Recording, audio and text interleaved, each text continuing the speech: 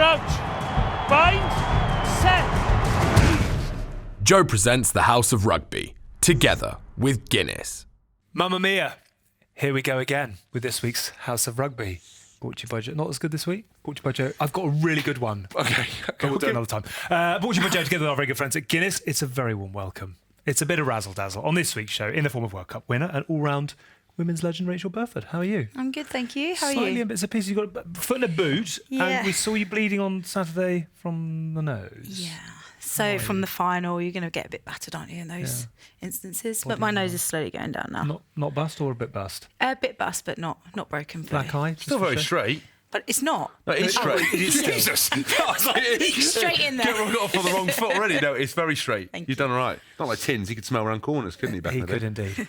And you can see him coming as well when his sort of nose appears 20 minutes before he does. Very good, sir. How are you? I'm all right, actually. You were ill. You were hurty head last week. I'm still a bit ill now. You can sort of hear it. I haven't got quite the intonation that I usually I have. spent 45 minutes with you before we started recording. I haven't heard it at any point. I might cough, and there may be some coughing. Right. It was a tragic case of affairs I was dealing with. Very wheezy. Oh. So much so they gave me an inhaler, actually, which Chloe was like, "You don't need," but I was always like, "I do." Are you allowed to just be given an inhaler if You you're can take. ill? You can if you don't take 16 pumps a day, which is not something that I've ever had to deal with. You can. You're okay. What are you talking about now? So, Sorry. I thought you were talking metaphors again. No. So it's good. Oh, you did very well, Joe. I think Joe was fantastic. He's good, isn't he? Rachel's favourite. He is. Number one She's fan. so gutted that he's not doing it this week, and I'm in. What was quite funny about it, actually, is that the relationship between Joe and Tins, who hadn't spent a lot of time together, and Tins was definitely a little bit baffled by some of the antics of our dear friend who was sitting in Rachel's seat last week. Yeah, I could see there was a little bit of confusion on Tins's. I think they bonded. I think they got to bonding point at the end. Because But Tins wasn't involved when he came in, so I think it's all been kind of third hand. But I thought he was very good. I thought he spoke actually very well about the issue of to end all issues that I won't go into. Needless to say that I'm just getting bombarded with highly enthusiastic. this Saturday, his hearing. Is it? I'm bombarded with highly enthusiastic religious people. And do you know what I've done subsequently? Genuinely now. Yeah. So I have bought a copy of the Bible, Right. and I have bought a copy of the Quran, and I have started reading both of them. Have you really? I swear on my life, I have. I'm also listening to Richard Dawkins' God Delusion in the car to balance things out. But I have. Generally, I said to Chloe, looked at me like, "Why are you mad?" And I went, "I'm not. It's nothing to do with religion. This particular issue. But I'm intrigued by what everyone said. I'm genuinely going to read the Bible from cover to cover. I'm going to read the Quran from cover to cover, and I'm going to listen to the God Delusion, and then I will formulate my opinion. I won't share it with anyone because that's rule number one. Don't ever share your opinion on that subject. But I have." We'll do a special show on it at some I point. don't think we should. I don't think we should do come back for that one. Yeah, I might see if I can. Might be injured. Avoid that one. Yeah. We've been quite a lot of. It was quite an interesting hello between the two of you because you thought there was a bit of edge from Rachel, and Yeah. Rachel thought there was. But we've sort of made friends before we started recording. Just from your point of view, have you met James before or not? Not properly, have Not we? properly. We've been acquainted Yeah. before at England events and things, but not fully. Right. But I have- And you came in with open arms. Can't wait to do Yeah. it. You were a little more. Yeah. Yeah. I was. on edge. Yeah, well, I was convinced that I knew that I'd met Rachel before at some England stuff. We don't actually do enough, or when I was playing with England, doing enough between the two teams. I don't think, but we can come on to that.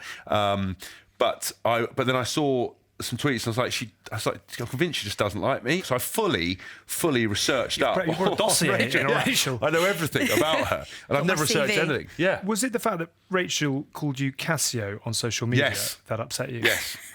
Would you like to explain that? Yes. Oh, where's that come from? Yeah. we've That's suddenly what lost did top me. of our We've just stuff. been comparing our hands, haven't we? Yeah, that's what did me. Yeah. I was like, I mean, I've got a pretty good idea what you mean, but for the dear I knew viewers at exactly what home- you mean yeah. as well, but Why Sorry? did you, I knew exactly what you mean as well. why did you call James Casio? I just heard that there was a rumour that he wasn't very good with his hands. Are we talking in a rugby context, or are we talking? Wait, as if you've gone there. Only in a As if rugby you've gone Are you a there. context. sculptor or? What, for all those fucking moments at Ghost, like me, Demi Moore, and Patrick Swayze, R.I.P. And your wife. Oh, And my wife, we're yeah. already. But we're all friends now. We're in a good place. I did take that note. That was, do you know what? I'd completely forgotten why. There was something I was annoyed at with you, and I couldn't remember what it was, and it was that. Oh. And I was thinking, thought it was who the just sounding a hell's bit fed that lighthearted. into her and said that to her? Because it's not even fucking true. Probably a queue of people, actually. There is probably a few people. Like, Tins gets onto it all the time. Is Casio true? No. It Was it? No one's expecting. No, Can you just no, explain no, why, some people- why you call Casio? Because it's a watch with no hands. That's why. It's I've got no hands. So it was. Yeah. I've had many nicknames through the time, but it was a favourite of Owen Farrell's and I think Chris Ashton and Danny Kerr. I think it's kind of fed in. A northern thing. Yeah, I don't know who started it, because I don't think it was Owen's originally, but he latched onto it like you wouldn't believe. Quite good from Owen. Yeah, I mean, I'm not going to give him credit for making it up because, you know, he was too busy kicking, but it would definitely have been from something like that. So that's what but we know we bonded, I feel. Just very quickly before we get into it, I just want to reference the fact we don't have Guinness this evening. Why? Because Murray is not here. And neither is producer Si. Right. Would you like to know where they are? I would love to know where they are. Producer Si and Murray have gone to an awards do tonight because House of Rugby is up for an award for, let's say, Best Podcast of the Year. Right. That's a little bit like The Passenger. When you arrive at a destination, it's a bit like the passenger getting off an aeroplane and saying, "Thank you very much, I've got you to your destination." And the pilot just sits there going, "What?" So, hold on a minute. Does that metaphor work? Yeah, let me just get this very clear in my head. Yeah. Because this is the first I've heard of it, and I don't want to bring it up on... I thought you'd like it. Two of the biggest battlers in House of Rugby, essentially the bus... Life passengers. Yeah. So we're essentially the pilots for this unbelievable... Let's put it a cruise liner, because it is a cruise liner. Creative genius, input. And the ticket collector and the bloke who runs the gangplank are going up to collect Cruise Ship of the Year award, and they've been nowhere near the main part of it. Yeah. Well, how's that happened? It's a very good question. But we've been nominated for an award, which is... I'm blown away by that. I didn't even know that. And then those two are collecting it. Yeah. Well, there's no way we're going to win it, are I'd they? love to hear producer Si's acceptance speech. I'd like Murray also just to walk on in the background with a couple of pints of Guinness, just to like a little flyby. What's Si going to do? I'm the guy that got shouted at every episode. I'm the guy that gets regularly abused. Yeah. Fucking hell. Good luck, producer Si. Let us know how it goes. Murray too. I hope you have a lovely evening. Courtesy of... I'm shocked. Yours truly. I wonder what Tins would say about that. Imagine it's like when you won the World Cup. Sorry about that. Yes, very true. Sorry about that. And the kit man collecting the lifting trophy. Lifting the trophy. Saying that he's flat out with all the bags and boots. Yeah. We don't have a kit man though. Oh no! Straight into a massive issue. Yeah. Right, do tell us about why the women's game's struggling. Should we get into that? Yeah, you don't even have a kit man. We've got so much to talk to you about, and it's really, really good to have you on the show. We have got a lot to talk about, and lots of comparisons and your journey through the game. Should we quickly start with Saturday first of all? Yep. So I did the game, and I know you're not allowed to speak say to it. you I know. You were very good to come because you were bloodied, and it was a horrible thing to do. Did you need a moment actually before coming over? Yeah, I did. That's why I was a little bit late to you, because we had a couple of people leaving. So we had physio who's been with us from the start. Yeah. That was her last game, and obviously Dick Rose was leaving as well. So it was a bit. I got to a point where I was a little bit like, sorry, we didn't give you the send off, and it kind of set me off a little bit. So I was like, I just need a minute before I came running over to you. Oh, you were very good to come and do that. Fair play to Saris. They were damn good. They were damn good in that first half, weren't they? Yeah, I don't think we've seen them play as well as they did. They were so clinical in that first 40 minutes. Did you get a chance to see the game? No, I didn't. No. They just... James doesn't watch. I was keen on my research. I was like, fucking hell. He doesn't know a lot about the game. I only knew you were coming in on Monday. Like, I'm 100% supporting the women's game, but I hate watching the men's game, let alone the women's. So, apologise. They were brilliant in the first half. They were. Poppy Cleo, almost unplayable. I mean, she was on fire. Yeah, I think they dominated from the get go, and the momentum just stayed with them the whole time, and we couldn't work out how to get it back. Every time we had the ball, 2 seconds later they had it, and it was like we just couldn't work it out. Yeah. And then obviously going in half time, 27-0 down. You know, the change room was a bit of a tough place to be in. Yeah. A lot of people did start to feel a little bit defeated, but really, really impressed that actually we didn't roll over. We came back out. But it was one of those games where like everything went wrong for us. Yeah. Like we made 2 really good line breaks. If we we had one knock on, and then Poppy got in the way, and it managed to bat one back. Well, you say back. Yeah, they didn't knock on the whole game. Quite clearly went forwards. Yeah. You get away with them when it's your day, don't you? Yeah, whereas I didn't get away with mine, did I? No.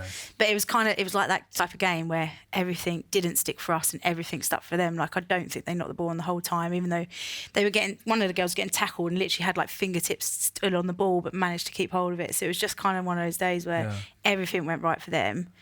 But we started to swing that momentum in the second half, and if we managed to get one of those tries away, we could have been. That would have taken us to 24-27 or 24-30, 20 minutes of play, game on. But yeah, you've got to give credit to them, and hopefully we'll survive another year and revisit it again. On you go again. Yeah. How do you look back on the season as a whole? Because it felt like there was more coverage around the Tyrrell's Premier 15s this year than, it feels like it is growing and growing and growing and growing as an entity, and in terms of coverage and publicity. And it certainly is. I think clubs are taking a lot more responsibility this year in terms of trying to develop and drive their women's game and get more women in. You've seen my picture, haven't you, at the Stoop? I have, in the shop. Yes. But also, that was interesting, that the very fact that with the England stuff with the O2 shoot, featuring the girls and the men, or the women and the men, and also the, when you walk into the Stoop, the fact that there's the women's players on display as well as the men, and then obviously you're in on the shop. So I think that's massively important, because I don't know why it's seen as any different. Anyway, it should be, for me, it's equal billing. If you've got a club with a team, you need to support it. Yeah. I think. Yeah, I think those foundation are all coming in now, and they're kind of like adding on to Quins. That's the last 2 years now. We've been on banners, we've been on billboards, we've got our own box where it's all the women's photos up, and it's basically like a women's room. We've obviously tried to do and did succeed in getting the biggest crowd there this year. Yeah. So clubs are being more ambitious, and not just Harlequins, but they're kind of leading in the way, which then obviously gives more excitement about the Tyrrells and the games that are coming up. And the fixtures have been closer, but the margins still need to be reduced a bit more. But yeah, it's a bit of a gap between. It's a big spread, isn't it? Top of table to bottom of table. Yeah. And can you see that closing? Is it a work in progress, the league at the moment, do you think? Yeah. They're talking about changing some of the teams, aren't they? And yeah. So the idea of the Tyrrells is that there's like a 3-year. This year there's 3 years where all the teams will be locked in for that time, and then you basically reapply for your position to be in part of it, and you've got to have meet certain standards. Yeah. Is that like Super invest. League? Is it like the men's Super League? Do they do that? I'm not sure. I think they give out. I could be completely wrong, but I think they give out sort of licenses essentially, which is how the Catalan Dragons got in Rugby League. You're looking at me blankly. Do you watch Super League? No. You're a proper passenger this evening, aren't you? No. I'm listening. We've got everyone will be listening to this podcast wanting to hear what Rachel's got to say, not what I've got to say, unless there's something that I feel passionate about. Okay, cool. So I'm listening, but I do think I don't watch like the NRL, and I do watch a bit of league if highlights are on. But it's the consistency. There isn't a lot of time in the day for all this rugby watching while you're supposed to be doing it. Like if I went to a game at so Saints are playing at home against Worcester this week. I'll be doing like the corporate stuff. You get like farmed out. No. I'm not getting paid. It's not like a cash in hand job. Jacket it's like padding. No. There's no jacket padding. It's I literally be going, right, you've got to do this. Go and do there. Go to the players' village. So there isn't a lot of time for that. And by the time you finish, you've watched the game. Then you're doing analysis. Then you're watching the game. There isn't a lot of time for. You just rent a smile. Leisurely. Just rent a smile. Do you do much with the Quins boys? Do you do more with the Quins boys than you do with the England men? If you know what I mean. Not so much. I think there's plans that we'll potentially do stuff together. Yeah. I mean, Guzzy's come in and done some sessions with us, and he's offered to help us wherever we need it. Marlo actually came and did a scrum session with the girls. Ding! Look at Joe putting it in. I know. Good man. That's a great innuendo. Don't know why you'd even go there. You've really got to I left it. I walked straight past it. Yeah, you had to go back and pick it up. I was shocked. We're both shocked by that. Open the mouth. A gog, I think is the word. Wasn't the slightest. I would come down and do a session, but I've never been asked. So, Okay. Would you like to come down and do a session? I'll come down and do a session. Okay, done. Good, there we go. Sign on the dotted line.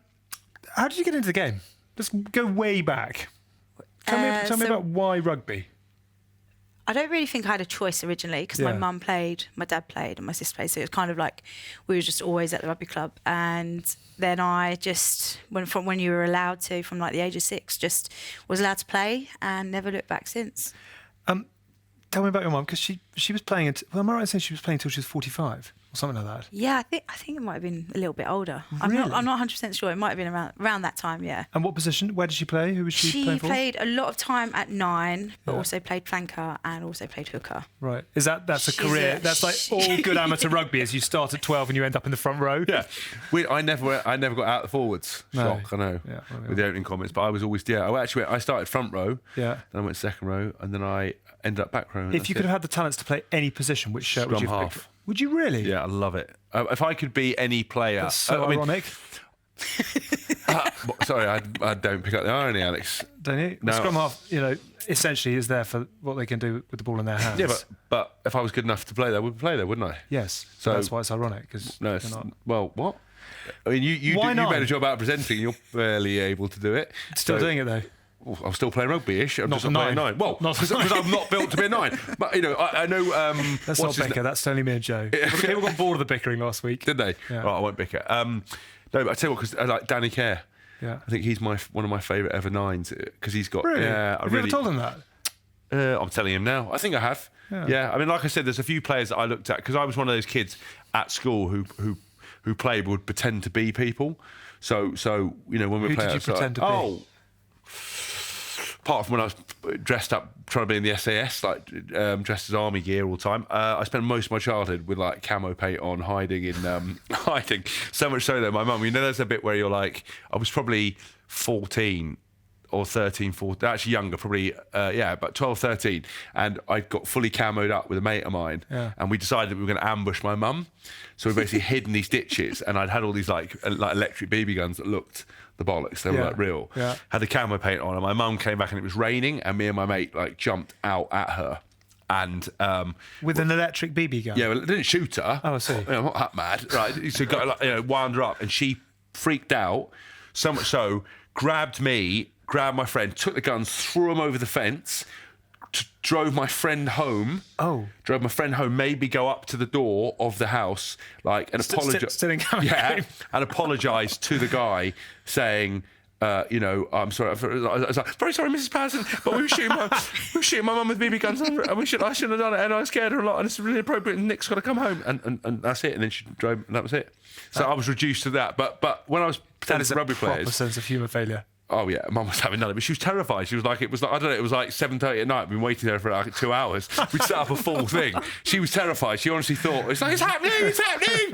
But I tried to pretend to be Jerry Collins. I think Brian O'Driscoll a bit. Because I was watching the first Lions tour he went on, and actually Rob Howley a little bit when in his heyday, used Van der Westhuizen. But then, latterly I obviously said I'd like to be like Israel Folau's. Obviously, subsequently not anything like him, but his abilities. And Danny Kerr, I thought was scrum half. I would like to be. It's a heck of a blend. Carlos Spencer. Oh, King Carlos. Yeah, some of the skills he used to do. He was outrageous. Obviously, I couldn't do them, but it was nice to dream. Who was your hero? Who were the people that you remember watching when you were younger? I remember Mickey Skinner. Oh, the mullet. Yeah, I think that's what probably. So you end up? Did you want to be like a flanker and a? Have you always been 12? No, I started as fullback. Oh, did you? When you start going into positions. Yeah. I started as fullback and then made my way into centre. Did you? Yeah, it was either 12 or 13. And Mick the Munch was your hero? Yeah, he was.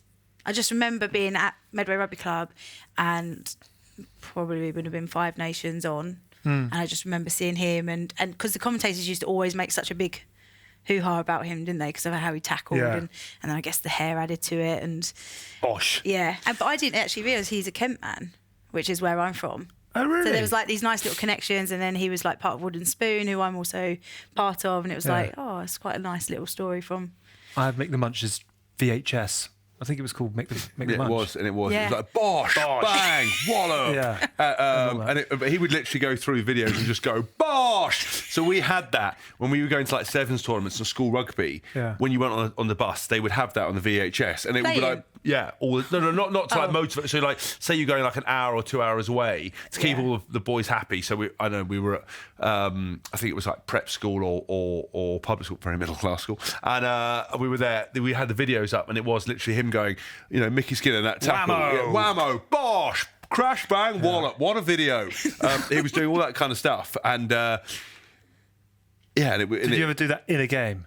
No. It's the kind of thing you would have run around doing, actually, in your Wellington school socks. No, I didn't. But I actually, I always wanted to meet him, but I've only met him once before, but I didn't really get a chance to talk to him. But we would run around just going, bosh, every 5 minutes. So I thought being a rugby player was all about. I met Mick Skinner once at the Isle of Wight sailing festival. I was working behind the bar, and I gave another middle class thing you were doing. Yeah, was that? Yeah, wearing my crew clothing. Was that when you were working at Henley as well, doing catering? Was it? No, that was a different year. But I gave him a 60 quid round on the house and got caught and lost my job. Oh, but I hope he enjoyed the drinks. I don't think he ever said thank you. But did he not? Yeah, I hope that doesn't get me into any legal trouble. Perhaps they'll come after me for lost earnings. No, because they sacked me, so it's all dealt with at the time. Sorry, you've just gone very Partridge. That was dealt with at the time. So I think we'll be. I'm trying to think there's something else about Mickey Skinner I was going to say, but I can't think of it now. Not repeatable. So tell me. So you started off at 50. How old were you? You started at 6. Yep. What age were you when somebody said to you for the first time, actually, Rachel, you've got the ability to go all the way here? Have you thought about committing yourself and seeing how far you can go? Do you remember who that person was?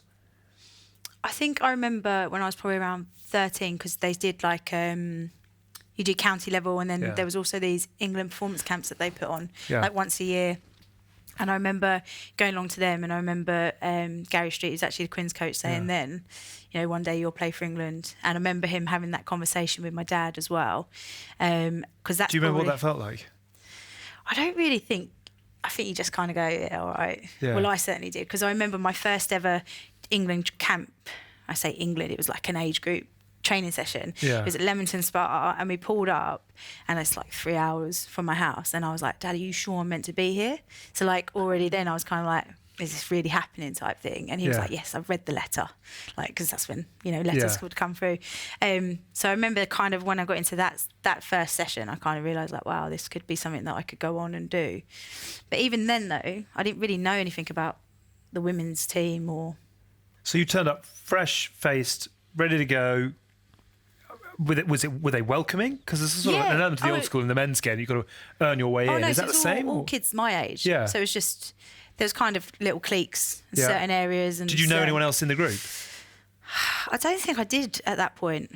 I think as I went on later, there was some more Medway girls that would get invited to like regional and then into the England camp. But right at the start, there wasn't. It's quite interesting. So throughout my childhood, 2 of my very, very best friends now, we didn't talk in like regional because she was like in this little clique with these... that kind of 2 different worlds, shall we say. And then she got called out to go to a South Africa tour late, and I was on this tour, and I was like, oh my God, I can't believe she's coming. And me and my friend Amy Turner was like, oh my God, she's going to be coming along. And her name's Claire Allen. And literally from that moment, we were like inseparable, the 3 of us. Really? So it was quite funny how like we'd always kind of sit on the opposite side of changing rooms, and we'd never used to talk to each other. And she sent me some pictures actually the other day. She did a big clear out. And there's one of us at South East. Yeah. And I literally replied saying, that's when you didn't talk to me. You're kidding? And now look. And now. I love Claire. Is she still in the police? She was in the police, isn't she? Yeah, she's on sabbatical. But I think she's coming to the end of that now. Because she's finishing up this year with rugby. Yeah. Yes. She's had a horrible run with injuries, hasn't she? Yeah. She did the 2010 World Cup with Sky. Because she was injured at the time, do you remember? Yeah, she did her ACL like a week before we flew. That's right. That's brutal. Yeah. We were doing the, talking about the Southwest stuff. I mean, obviously, when I tried to do the age group stuff for like England under 16s, under 18s and stuff, that whole process, I don't know how you found it, but it honestly almost put me off rugby for life.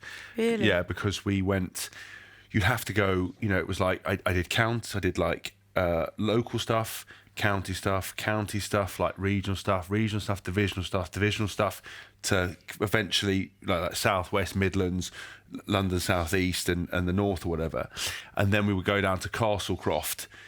And my first, so I was basically in the Southwest, but there were some really good number 8s, and I was playing number 8 there, and they basically, the Midlands were short, and they moved me up to the Midlands as a 14-year-old or 15-year-old little Lord Fauntleroy, posh. My mum would pack my bag, lay my clothes out. Arrived on your penny farthing. Arrived on my penny farthing. And, I was mercilessly bullied. Who was in that group that you would have gone on with? Well, I mean, I tell you who the big dog at the time there was Paul Diggin. Oh, really? Digger was he was the fly half. Old Whiskey Face was the fly half at that time, and he was in there, and they could just, they just took one look at me and were like, "Who the hell? Is this guy turned up?" And so I got a lot of stick for being, very similar stick that you get on this show. Side parting, bow tie, all that kind of thing. Basically, not far off. You turned up in a full 3-piece suit, and penny loafers on with little. Love it. And so that was an interesting experience. But the whole thing almost put me off, because we used to stay in sort of travel lodges and bizarre little hotels at kind of 4,000 degrees. Everything was like a psychological battle. So you turn up. I remember they told me when I first turned up. Davy Wilson, the player. Yeah. He was Moose. Moose had been the year before me, and he got into England, so he was on his red jacket bowling around already. And I remember getting to Castle Court, and it was snowing and it was foggy, and then there was just this lone player in a red jacket just hitting a scrum machine. In the distance, we all got off the bus, like all wide-eyed kids, and everyone was saying, "Oh, so-and-so does that, and that's so-and-so, and that's Davy Wilson. Over there, that's Davy Wilson." And out of the fog, this lumbering Davy Wilson with his one arm that's never straightens because he broke it as a kid, and he wanted to go out and play with the kids, so he just pulled the plaster off, and then it healed bent. That's why he's got an unbelievable out the back door pass, but he can't straighten his arm. So when he puts his arms out, one's like that. It's a true story. So Davy Wilson's hitting the scrum machine on his own. We're like, oh my God. He was like a mystical creature. And so it was always, I remember they told me a player that used to play a guy called Ross Broadfoot, that if you put a piece of A4 paper anywhere on the on the pitch, he could kick a ball to it, and he was always walking around with his water bottle, just hydrating, even at that age. So there was so much mental stuff, and I wasn't mentally very strong then. So you just get really put off, and everyone's like, so and so's watching that, and that's a selector. And honestly, and then I came back for 18s, and it was the same situation. And I was like, if I had to do that again, I just almost put me off. I can remember interviewing you when you were under 18s, and you had a hell of a strut on you. Yeah, but that's how I walk now. No, it was a really boss. Yeah, but there's a teacher at school that used to stop me in the corridor, but like, Mr. Haskell, stop strutting around like you own the place. Why was the teacher calling you Mr. Haskell? He's made that up. Because you own the place. No, you're dressing down, so Mr. Haskell or Haskell. Haskell my. Back in line. No, it'd be like, oh, well, fine. If you want to take it with a Mr., but he would be like, Mr. Haskell. It's more condescending, I think. Mr. Haskell, stop strutting around like you own the place. It's like, and it genuinely turns out that's just how I walk. Right. So gangster. Yeah, but I did. Sorry to interrupt, because there's one thing I wanted to say. Something about Mickey Skinner. Yeah. I thought of the most embarrassing moment in rugby that's ever happened, and he won't remember it. Dean Richards came to my school, so you talk about people being like heroes. Dean Richards came to my prep school, Papawick, and did a session, and at the end of it, they said, "Have you got any questions?"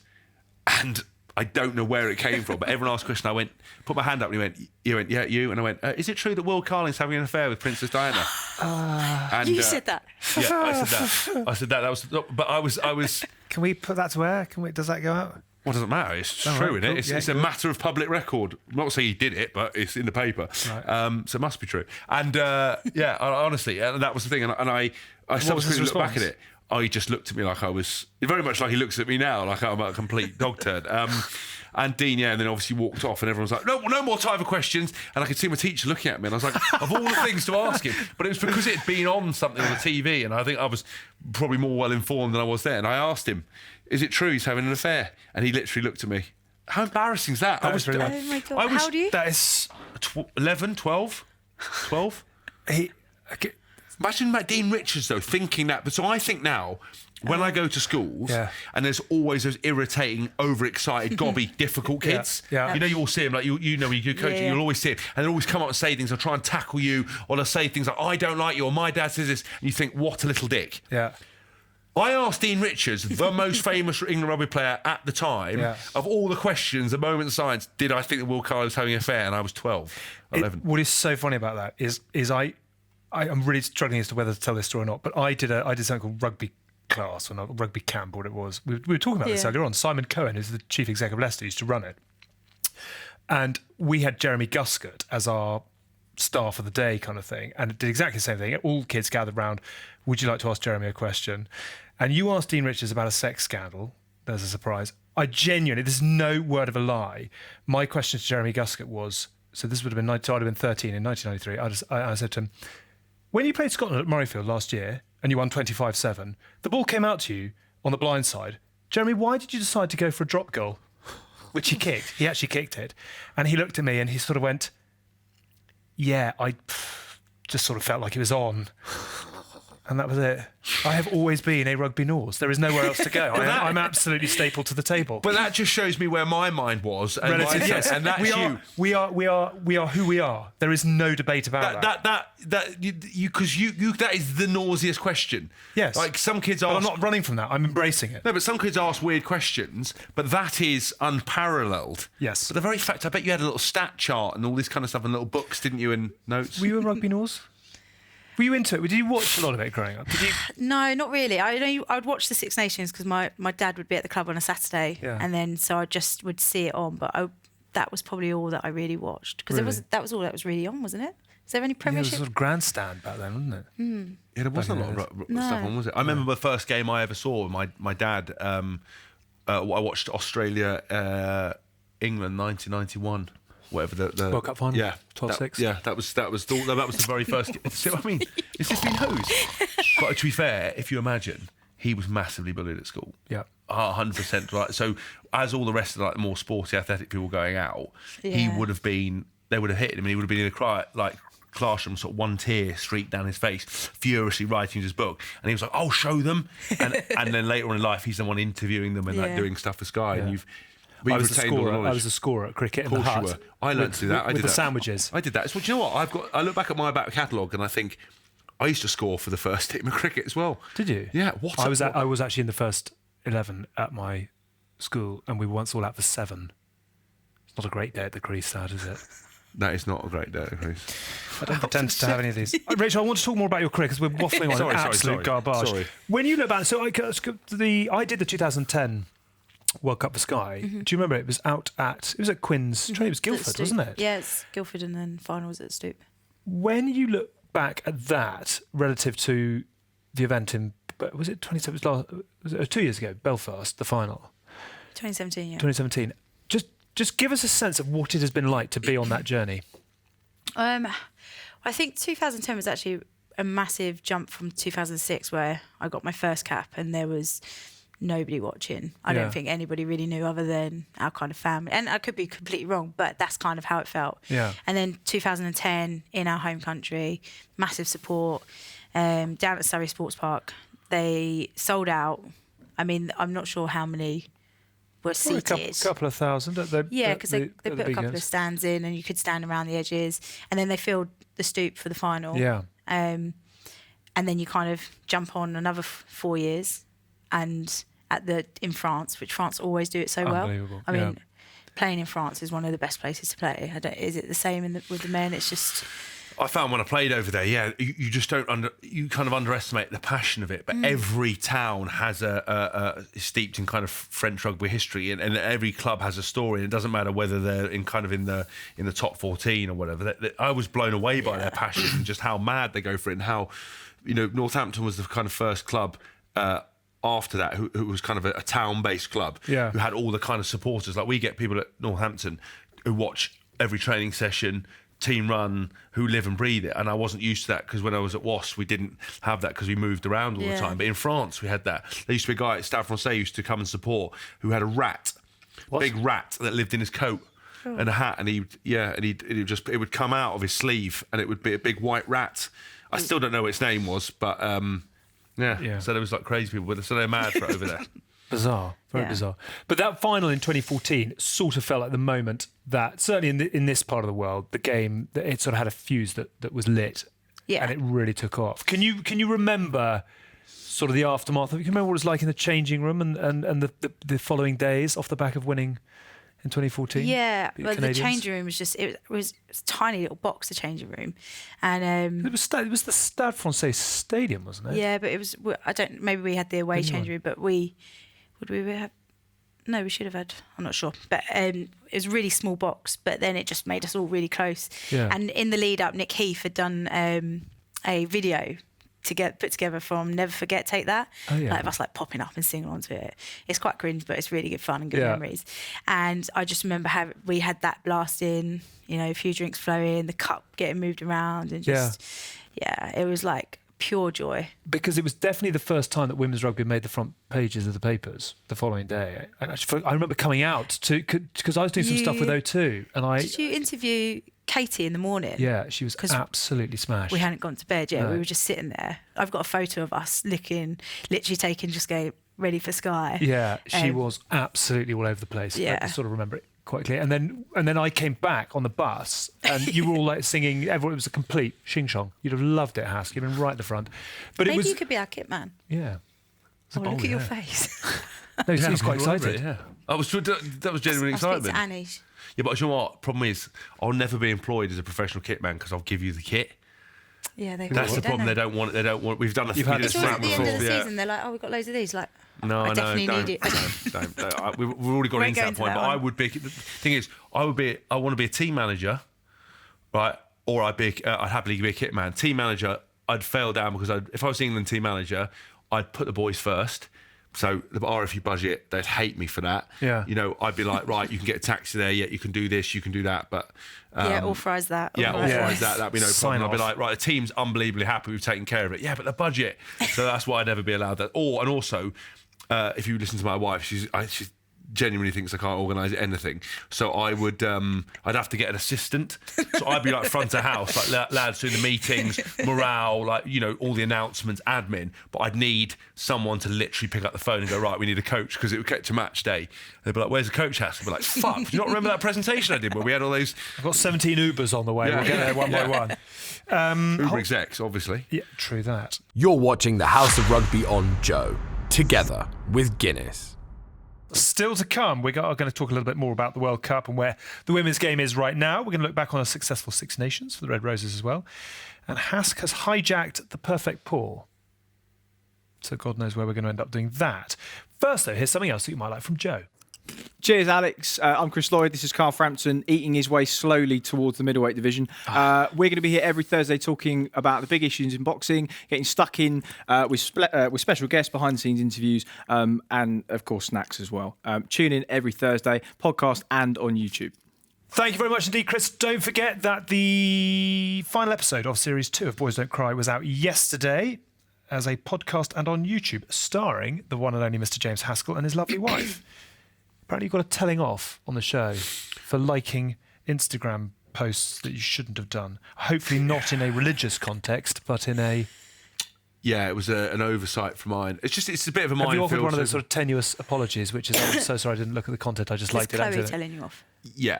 Who I you- mean, it was a discussion we were having. It's actually Russell Kane. I'm a bit of a fanboy of Russell Kane. So, But he was not very interested in you. no, not massively, but But he- you said this the other day. You met it, or Chloe said. No, Oh, no. So when I met Russell, he was great and really nice. But when Chloe did the show, I think she mentioned that I was a fan. He was like, yeah, and just carried on talking to Chloe. I thought you were a bit like, oh, that's nice.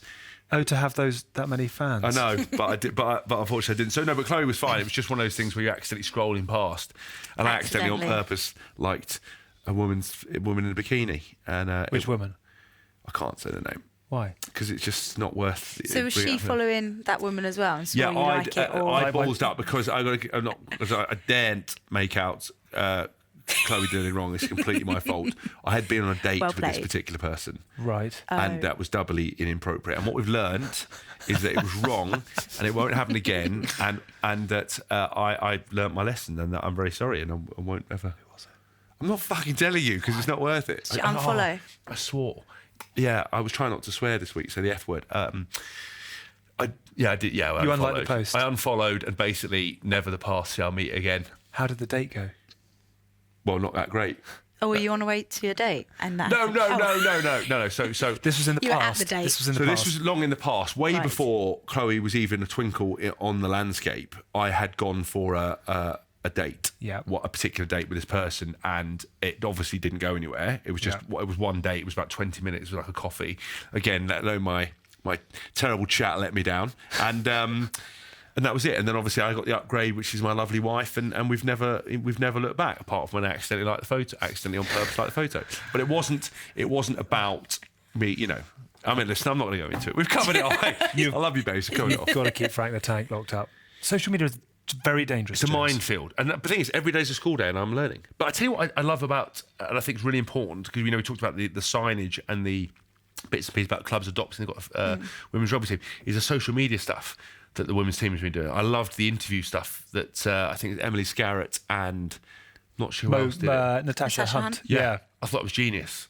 All the stupid questions the stereotypes. Yeah, the stereotype Yeah, but I think that's amazing because, and I was actually surprised, like the RFU actually put it out, because they were like, oh, questions as everyone always asks you, are you all lesbians? Yeah. I thought it was quite ballsy for them, but I think it's great because there is not the women's game, like you said, when you were playing in 2010 or whatever, is that or when you made your debut, is that you didn't know that people had embraced it. Yeah. And obviously what the women's teams achieved is incredible, and the consistency you've achieved, and it should be put out more into the mainstream. But I think ways of accessing it are showing the character of the side, showing the character of the individuals, because if people get to know the individuals, because otherwise if you turn on TV or turn up to a game, you might not know. But now with social media, there is a chance to see people. Yeah. Do you get frustrated by the stereotypes around the game? And do they burn as brightly as they did 10 years ago? Have you noticed it, sort of the walls breaking down and the Yeah, definitely. I think there's definitely a massive shift, like just from people being aware of the women's game and actually taking a judgment on it, not basing it on what they know or have heard. Yeah. But I think you're always going to get stereotypes in everything, and it's just that I just don't have any time for it. I just don't waste my time on it. If someone's negative about the women's game, I'm like, well, what's your knowledge on it? Have you actually seen a game? And what's your knowledge on rugby, let alone women playing it? So yeah, I don't ever get involved in it. And I think in 2012, when we were in Hong Kong, we were walking around the stadium after we won. I was going to say, you won it that year, didn't you? Yeah, in like the craziest fashion ever. 10-minute final still. First half, 8 minutes until there was a break in play. 8 minutes. It was brutal against Australia. But anyway, walking around, and that was probably the first time I'd been hearing, there was lots of people in crowd going, that was brilliant, that was better than some of the men's game. And just like that was like the beginning of comparison, and actually just recognising us as rugby players, and that actually that was as good as or better than what we just witnessed beforehand. But there's definitely still people out there.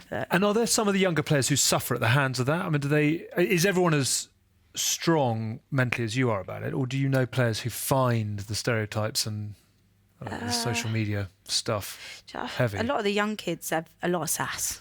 Really? And a lot of confidence, yeah. So I think... So actually it's becoming less of a problem? Yeah, I don't think they really see it. I don't think they were as subject to it as what kind of my era were. Yeah. I remember in France, there was one of our wingers, Fran Matthews, was just getting heckled from the side, and like about being a woman and about how she was playing and stuff, and she found that really difficult.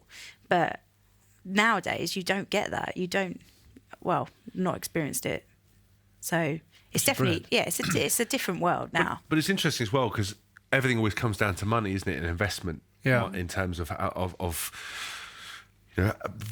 promoting the game and moving it forward. But I think it's interesting, especially with so much of sports brands shifts and stuff towards sponsoring women and towards the lifestyle element of it, that I think women's rugby has such potential with some really good investment, and actually understand it, that you're encompassing all the things that a lot of women want to achieve, which is fitness, health, competition, and I think, like I remember talking to Under Armour about stuff, they're always talking about wanting to get into women's sports and doing performance elements and things like that. And I think rugby's a great game, but it's just the investment. And I think things like we said, the social media, getting the exposure and having these young players come through. I think it's a good thing having a bit of sass, actually. It's not always good for an older player or for someone like that. When you're like, shut up, what are you talking about? But I think it's quite good, because that's what will help propel the game. And if you can get a few people that suddenly start getting more of a profile, almost as big as the game, I know sometimes that can have adverse effects, but it actually can be really beneficial, because suddenly they'll be known for something outside and start attracting more people to come and watch. Yeah, I like Jess Breach is probably queen of SAS.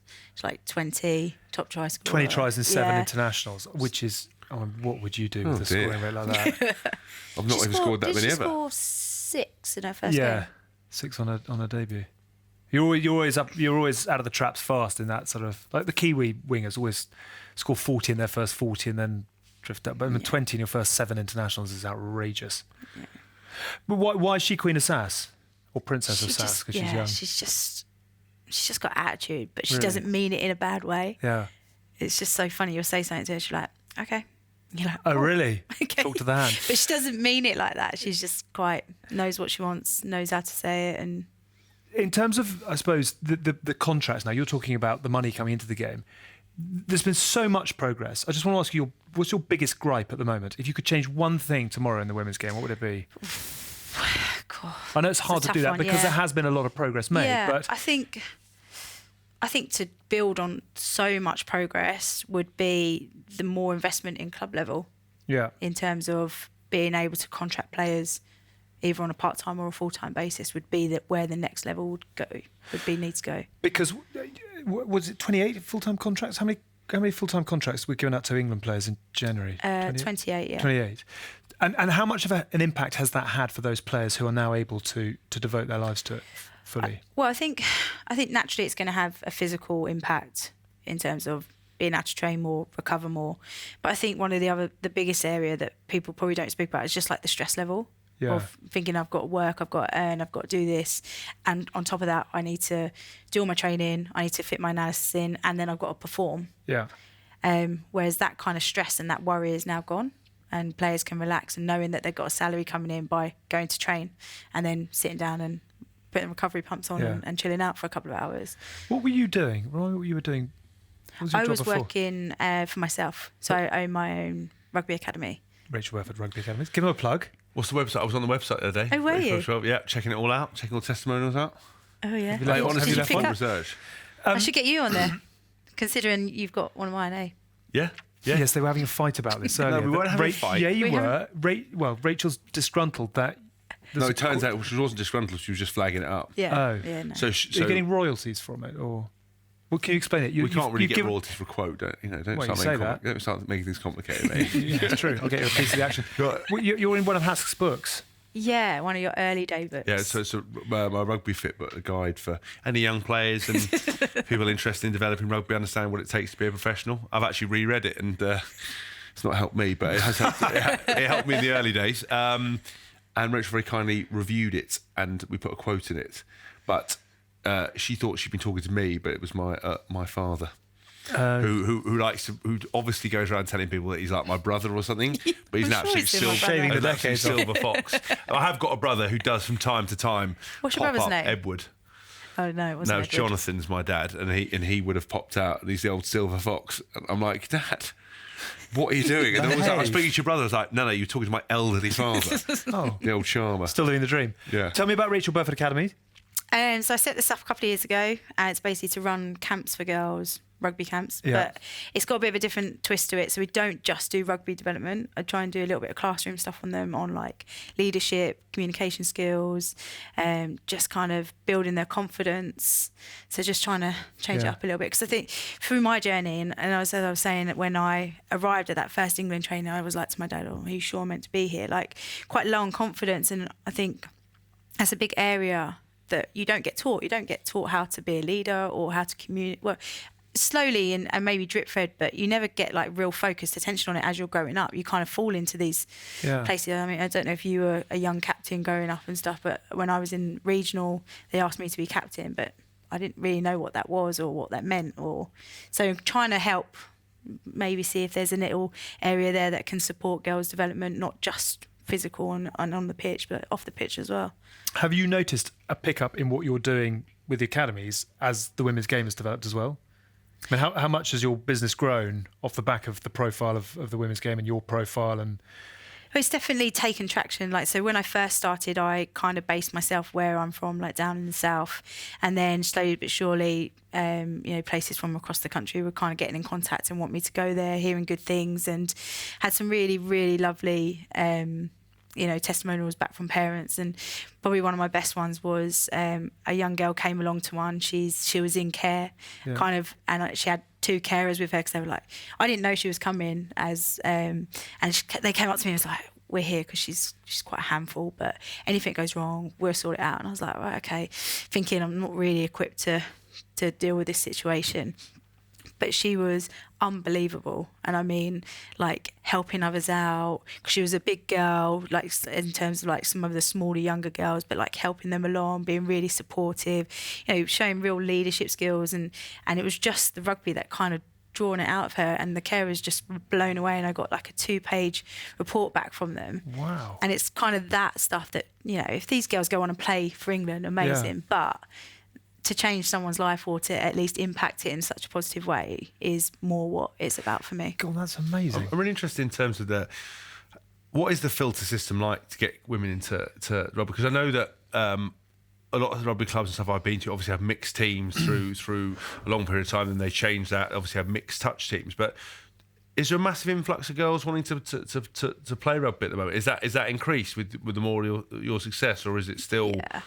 I'd say so, hugely, definitely. Yeah, it's you come to our games now, and there are so many young girls that are playing or want to get involved. Even just at the semi-final, there was 2 girls never come to a rugby game before, and were saying, "Where could we go and play rugby?" So it's happening constantly. So the final, the Tyrrell's Premier 15s final was at Franklin's Gardens on Saturday, and all the back pitches had girls playing rugby when I arrived. It's amazing, that. Yeah. I mean, it was a proper festival. I don't know if you got to see it. Because I'm of the kind of generation. I went to boarding school, boys' school, the whole way through. Yeah, obviously explains a lot. And my rugby club, when I was at Maiden Rugby Club, we didn't have mixed teams, or if we did, we certainly didn't have many girls. So I've never had that kind of experience of it. So when I've gone back and coached, and when I've supported the women's teams or whatever, I just really interested to know how they do that, because when I've done like book signings or bits and pieces or contacts through social media, I get a lot of female rugby players asking about about training and about fitness and about health stuff, and it's really interesting. But I never know what the pathway is like and how easy it is for people to get into it. Well, I think so. Probably like when I was growing up, I was like the only girl, and then the only reason why we had such a successful girls teams because my mum played and my sister played, so my dad kind of engineered that to happen. Whereas you go along to rugby clubs now, there's 4 or 5 girls in each team, and then now there's even under 11s girls only now, because there's some of them that don't want to carry on playing until they're 12 with the boys. So like for when we were growing up, it to me it was all boys. The only 2 girls that were playing was me and my sister and my mum, 3. Yeah. But now it's not like that at rugby clubs. And the fact that the system is still the same, where you get to the age of 12 and then you stop playing with the boys and then you can go into the girls, but you can also go earlier now if you want to. But there used to be a big problem, and it's still a problem now, is that you'll get some clubs that don't have a girls team, so then they get to 12 and then they have to leave a club. Right. Okay. And some people don't want to do that. Like, at 12 years old, just beginning, don't know anybody, don't want to move clubs, and then that's where we lose them. Do you find there's any stigma stuff around women playing rugby? Do you ever get? I mean, I know we talked about you get criticism, but like young girls, is that ever a thing? Do you ever get people reaching out saying, "Oh," because I still think I'm always interested when I go and coach kids and mixed teams and everything else like that they all seem really integrated, but then I sometimes speak to people outside of that, and it's like, oh no, I don't want to play rugby, or it's not right, or I only wanted to play for it for a bit, just because. Well, I don't know. I mean, I think it just comes back to like opportunities. So when you go into schools and you deliver some tag rugby or touch rugby, they're like, oh my God, I love this. But if they'd not ever given that opportunity or seen that it's a path that they can go down, then they naturally, I think they stay in that kind of stigma of, oh no, girls don't do that, or no, I don't play. Because also as well with the touch element and stuff, some people don't even want to do contact. That's never never a thing. I think that's a way that we can accept and allow. Like, you don't want to do contact, that's fine, but they're still playing rugby, still involved, and actually then one day they might have kids and it might be a daughter and she might play. So it's not just it's got to be this way or that way. If we've got just more people involved, boys, girls, mums, daughters, whatever form. Hopes for the women's game in the next 4 years. What would you like to see, and what progress do you think will come next? What's the next wave and phase? I think I'd love to see the Tyrrell's teams be able to go semi-professional or to some sort of Do you think the capacity. league has to go through a little bit of pain? Well, some players are professional and others aren't, and there's a sort of disparity between the haves and the have-nots in order to get to that point. Yeah, I think you can't stop still. I don't think we can wait for everyone to kind of get to a point, and then I think if we're in a position where the RFU are able to contract players, then we've got to kick on and we've got to keep moving forward. But what this has allowed is, when I was playing at Premiership Rugby before the Tyrrell's Premier 15 came in, I was looked after very well because I was with England, so my medical was looked after, my S&C, I had a trainer, I had nutrition, I had what I needed to in order to keep developing, whereas my club mate wouldn't have really anything.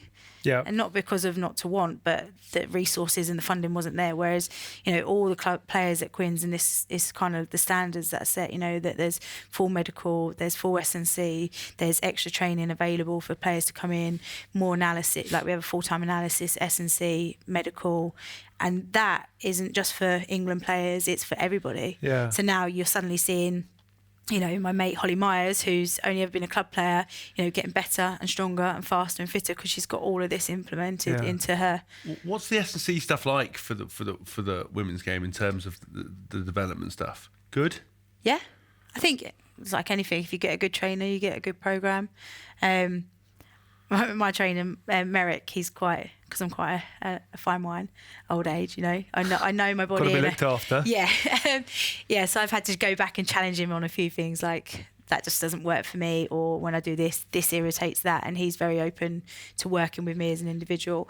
But for like the first 2 years, they've had to do quite a lot of very basic and fundamental, just getting players, to do certain movements, to understand their body, and so it's not massively in depth. But then it's kind of, this year it's gone into a little bit more, like powerlifting or something that's suited specifically to front rowers or back rowers. Because it's very hard, I imagine, to make massive amounts of progress when you were working, you weren't professional all the time. You know what I mean? Because exactly like you said, you've got all your confines of your life trying to put, food on the table, pay bills, and then try to indulge in something that you want to.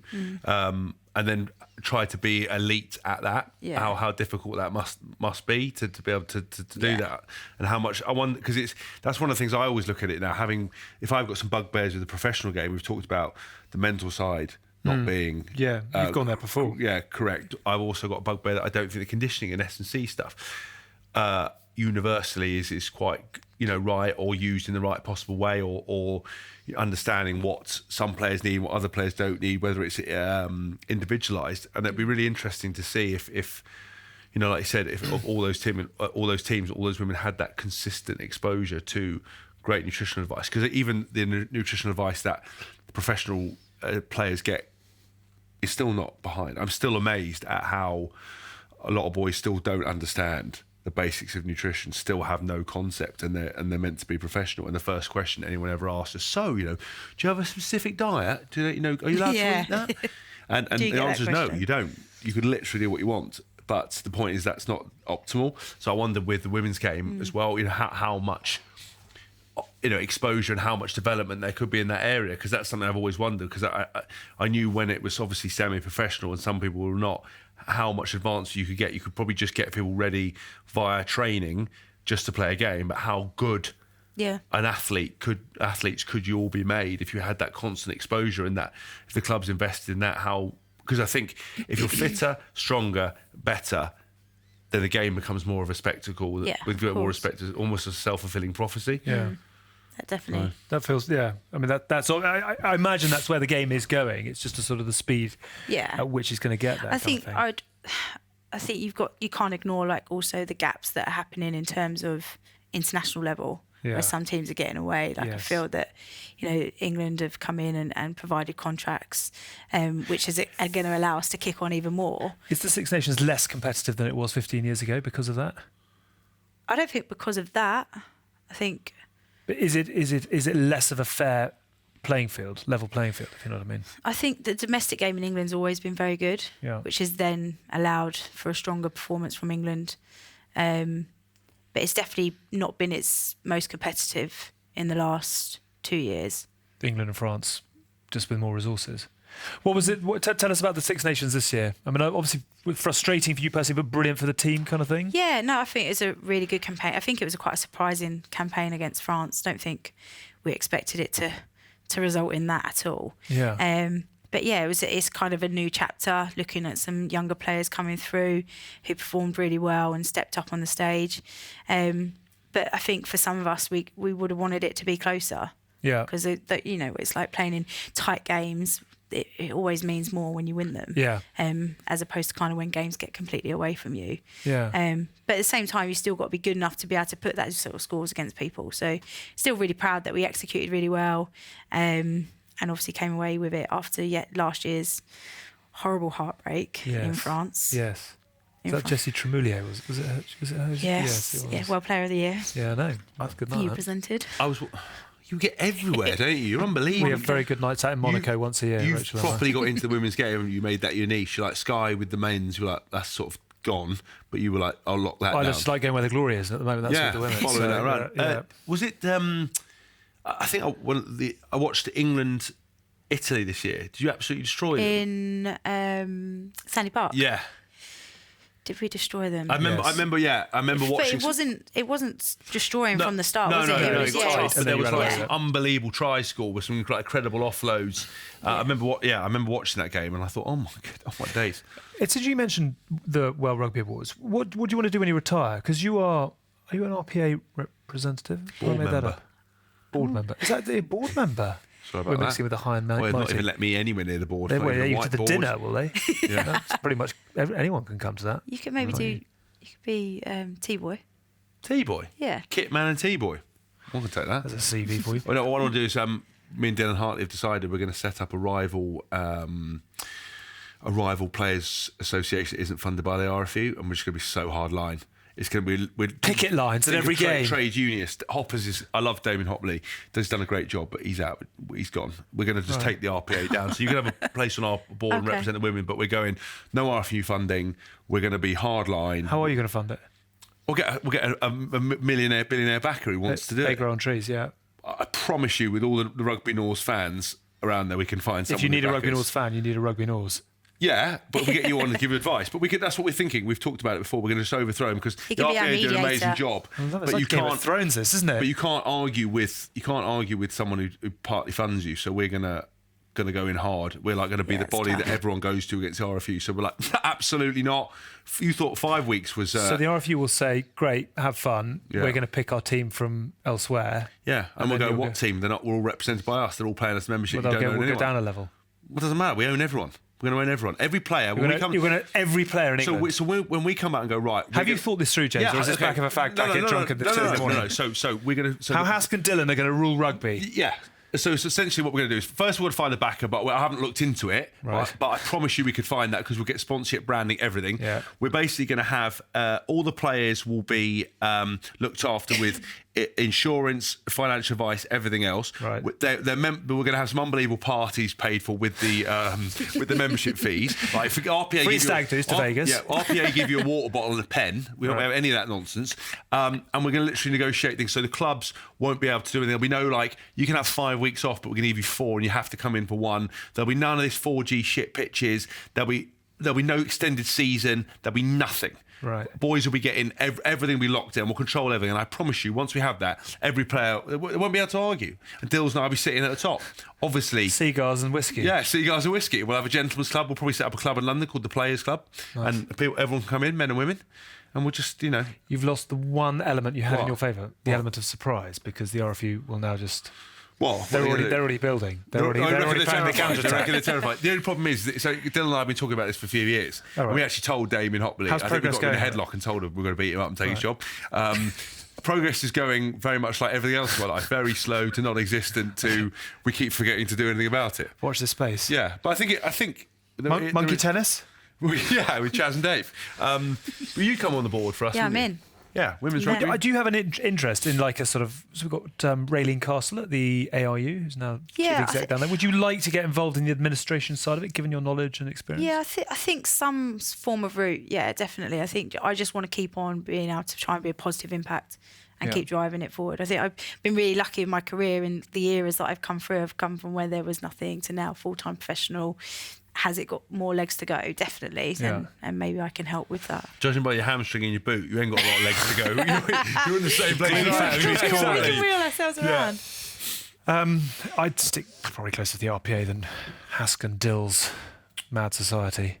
No, you've made a cardinal error there, because if we box you out, you won't get any interviews, you won't do anything, we'll control everything. Oh, yeah, that's a good point. I'm prepared to run that risk for a little bit. I'm not going to be in the game for that much longer, given the way this is all going. So, well, we are the biggest rugby podcast in the world, and actually our viewing figures, thank you very much for everyone producer size collecting the listens on watches. In terms of non-Six Nations game rugby games, we get more viewers than any other rugby show going. Anything other coverage apart from actual live internationals, don't we? Is that right? Yeah. It's noticeable the amount of abuse has been going up recently. Has there? Yeah. People getting nasty Keep again. It nice. Keep it Why? light. I don't know. We started off really nicely. What, abusing at you guys? Yeah. So the thing with social media is, and what people It's quite funny. what people don't realise is, because mad people don't know they're mad. So people don't know they're mad. Like, if you're a nasty person, so if you go online and sign up, for example, to a newspaper. In the comments section, so you log in, create a profile, and you slag someone off. So you slag a woman off for her appearance, you slag a bloke off for this, you slag her off. The people who do that don't know that they're lower than pond scum. They think they're like really relevant, and what they do is they write stuff there, and they think that because they're surrounded by like-minded pond scum, that they're all arguing and that life's actually taking notice of it. They're not. Anyone with any intelligence is looking at that going, oh dear, if we could press a button and it ended everybody in that comment section's life, the world would instantly be a better place. And then with social media, again, everyone's got an opinion, everyone wants to share it. And people with a brain go, we're going to use common sense, we're going to engage here. But people they get so angry and they just comment and they write there like, you're a dick, we hate you, thinking that's going to make any difference. I don't even look at them. I don't give a shit. And if anything, more people who criticise, the more it's going to push me on. It's going to spur me on. I love it. I love your mental resilience. That's what they don't realise. It's a bit sensitive. I'm not sensitive. I'm only sensitive about you mugging me off. You are a bit sensitive. That was it. But you know what also, thing with social media, one more thing. Yeah, please People do. forget that it is a privilege, not a right. So when people follow you and they share stuff with you, I just block everyone. But I'm so vindictive. This is how it is. If you say something, say you called me Cassio, right, and I didn't like that, I'd block you, and all the people who liked your comment, I'd block them too. I've never blocked Extreme. anybody. Have you blocked me? I don't think I was a No, I didn't do that. No. I unblocked you when you were coming on tonight. Hashtag. But people think it's a right, but it's not. It's a privilege. So I'm very sorry that people are being negative. Are they coming at you mainly, aren't you? Yeah, probably. But that's what I'm here for, to deflect from you. People come at me all the Pretty time. comfortable with it. Yeah. We've got to get us perfect Paul. It's a new game this week. How are you feeling about that, Rachel? Yeah, We haven't done it excited before. as we are. I'm glad Very it quickly, we've got House of Rugby Facebook group. I hope there's not too much of abuse on that. Lots of good chat happening on there, says producer Si, every week. And we welcome many new followers who we've had over the last few weeks. So welcome I've to all never of you. been on the Facebook group. I didn't even know we had it. Why do I not know we've got a Facebook group? We also need to choose a Guinness Made of More winner for the last month. just go Player find of the last month. Ignoring you. Rachel, as the guest, who has been the best player in the women's game over the last month or so? Oh, you put me on the spot. Player of the match at the weekend. Yeah, I know. She was very good. She was very good, and she was very good against Wasps as well. Yeah, it's Poppy Cleal, Saracens number 8. She was also in Sky Sports Team of the Week, wasn't she? She was. Along with Hannah Bottoman Yes. and Zoe Harrison. Yes. I've never made team of the week. No, don't you have? I've never made anyone's team of anything. No, you have made one or two teams. I made a few teams, but I've never made any team But of the yeah, week. the bits and bobs. So on we go to this week's Guinness Perfect Pour. Stand by your beds. Our weekly test in 119.5 seconds, because that is how long it takes to pour the perfect pint of Guinness. James has been banging on in the WhatsApp group, when he can be bothered to read it, about mixing it up and doing something new and fresh and exciting and unique, he said. So his plan is to steal TKO's perfect pour equivalent with some word association. No, it was Chloe's idea, actually, because I'm sick to death of doing the teams. We've covered every single team. We haven't even got going on the teams. Everyone's done the teams. I don't know what the point of the team was. We were just listing things that made no sense. Rachel, would you like to go first or second? I'll go first. Okay. Sorry about that. Word association. How do you play word association? Is it you say the first thing that comes into your First head? thing that comes in your head, no pausing. Okay. Your words. Are you ready? Yep, You look nervous. I am. Are you? Medway. Home, Family. Dad, Burford Academy. Growing. Maggie Alfonsi. Nors. Good on Maggie Alfonsi. We'll get her on one Yes, week. Maggie. Kendra Coxage. Legend. Sevens. Brutal. The Black Ferns. Invincible. Harlequins. Sorry? Harlequins. Queens. Captain. Me. Me. Hong Kong. Epic. Retirement. Near. Oh, come on. Cheryl Soon. Oh, Fierce. Cheryl Soon. She was Australian sevens player. Oh. Emily captain. Scarrett. Knee pads. Emily Scarrett. Don't. Knee pads. No, but that's what I know. But the reason I told the story was I used to cut fear in your I used eyes. to cut my knees over rambling, so I had to wear them Oh, all yeah. through my younger years. Yeah. And then everyone was like laughing at it, and I was like, oh no, that's terrible. I definitely I'm burning all my old photos. World Cup final. Amazing. World Cup winners medal. Unforgettable. Where is it? Forgotten it. In my drawer. World Cup winners party. Um, Alcoholic. can't remember. Good. Red Roses. Family, 2. Portia Woodman. Deadly. A 5th World Cup appearance. Potential. The last one. Your dad. Hero. Quite right too. He was a good man. Was he the driving force and the? Yeah. Can I ask you about that? Yeah, of course you can, yeah. Because he was such a big role in your life, wasn't Yeah, he? he was. Go on.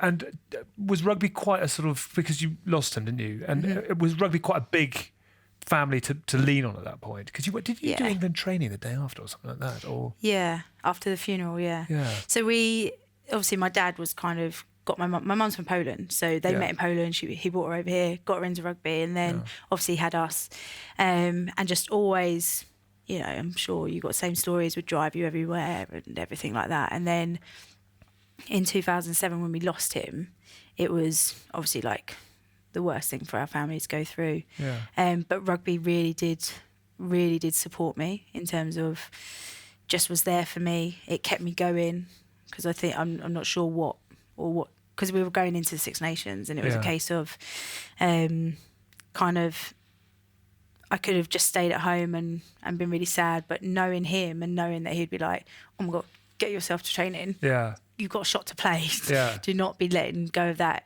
because of me. But the nice thing that he did see me represent England when we were at the 2006 World Cup. It was on like a tiny little screen, but Yeah. he did get to see that, which was really, really special because obviously all the time they spend getting you everywhere and driving that dream for you and you don't really know it's your dream yet. Yeah. But yeah, rugby was definitely, so we obviously had the funeral and the next day went to training. And my teammates were like the best thing that I could, were there the whole time, came to the funeral to support me. And there was a couple of really good people around me at that time, Claire Allen being one of them, Yeah. who would just know when I needed a little bit extra, and she was always there. And yeah, it kind of just kept me going and reminded me of why I did what I did. And yeah. You do get the sense actually with your team, with the England team, that you are a very close bunch, and it is probably much more so than the men actually. That you are much more sort of almost family kind of thing. Is that? I mean, do you feel that sense now? It certainly as one of the senior players. Is Yeah, it is. tight group? I think like I was saying earlier, I've gone through a couple of kind of eras, and it's always been different. But we, especially early, all the hard yards that you go through, you're not contracted, you're working full time, you're trying to be professional, you go through all these kind of barriers and these tough times together. It really does bring you close. And then yes, I've been to 4 World Cups, but I've been through 3 big losses as well, and that brings you together. As you know, tough losses, you learn a lot from it and you regroup. So I think it certainly is somewhere where rugby, I think in any walk, not just in England, like even at Medway, I still feel that that's like my family club. And if I go back there, I'm always open with welcome arms. And I think that's just the beauty of our sport, is that whatever environment you step into and different clubs you move to, people always got their arms out and accepting. Yeah, brilliant. Thank you. That's kind of. And he'd be. It goes without saying, he'd be extremely proud of you. More chapters still to come as well. I'm not quite sure we did make your appearance on House of Rugby, but hopefully he'd be proud of that too. Are you ready? Always. Hask's words. Away we go. 119.5 seconds. Casio. No hands. Owen Farrell. Best mate. Casio. Diggers. Life. Richie McCaw. Legend. Mike Tyndall. Nose. Sherlock Holmes. Genius. Serial killers. Fullback. Serial killers. Bad men. Red cards. Shouldn't have had any, but I've had one. What were you sent off So for? have I. Took off Jamie Roberts' head, didn't I? They're still Oh, trying to yeah, I find remember that game. the 316 in I did Richmond, that. or whatever it is. Mate, that could have taken out Richmond if that had come off. Oh my God. It's sweet. Rolled into the sand. Favourite ever England player?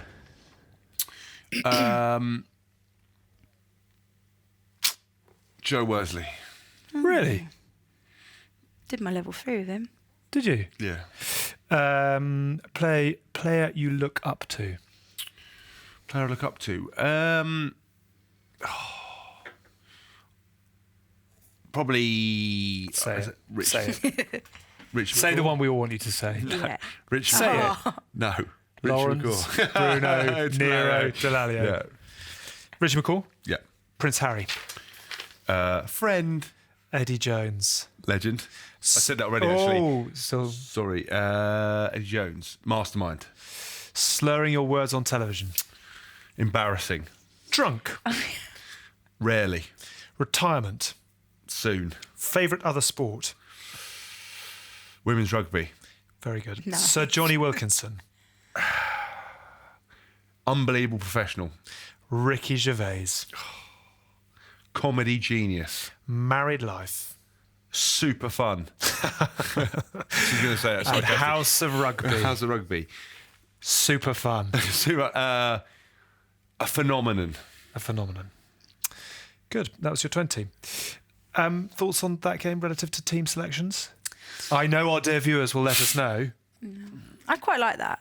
Do you? Okay. But I was a bit worried I was going to have to do the other one and nobody had told me what it was. No, Yeah. the team. I was Do you know, yes. Okay, I mean, the thing is that there are many other things you can do. The word association things, we could be more risque with it. That's very tame. You know, we're supposed to be And it's reading. quite quick. Yeah. Your team of the weeks take quite They a while, do. don't They do. And also, we're going to start reading viewers' comments that I've been asking for. But when we got asked the questions, we actually Where's did our it with Vernon merchandise, Kay. by the way? Yeah, with Vernon Kay. Well, we'll come on to that in a minute. With Vernon Kay, who stepped in very admirably for Alex. Very admirable. Was when they were like, so, who's your favourite player? Who are you scared? I don't want that. I want the shit that some really interesting people are putting on there. So next week, we are going to pull out the best YouTube comments left and you're going to respond to them. Yeah, 100%. But also, the one caveat to that is on you. Well, either we could do it on Facebook, YouTube, or whatever. It's ideally want the profile picture of the person doing it. You Yes. only get to qualify for apply if you've got a profile picture, because if it's just an egg. If you're a Russian bot, we're not giving you the I'm time not of the doing day. it. I'm not, but also, if you're just a malevolent arsehole who's put this, who doesn't even have a profile, who just goes around slagging everybody. Yeah. I want to find someone I look at them and go, right, let's have a look This at is you for then, you. sir or madam.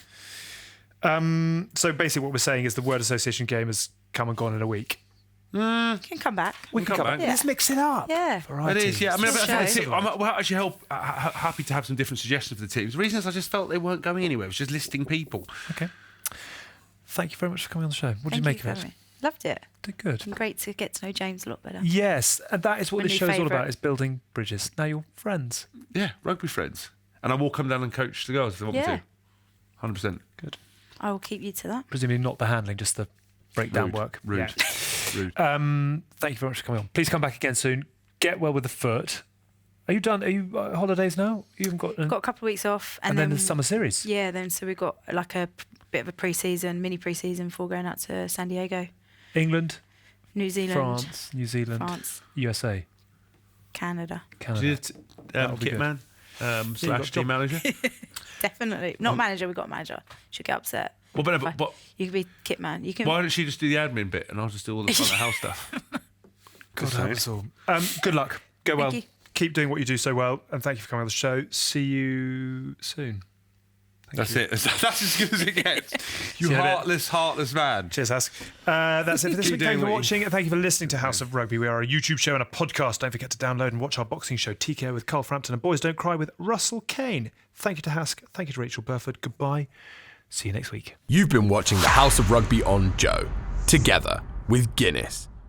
Drink responsibly. Visit drinkaware.co.uk for the facts.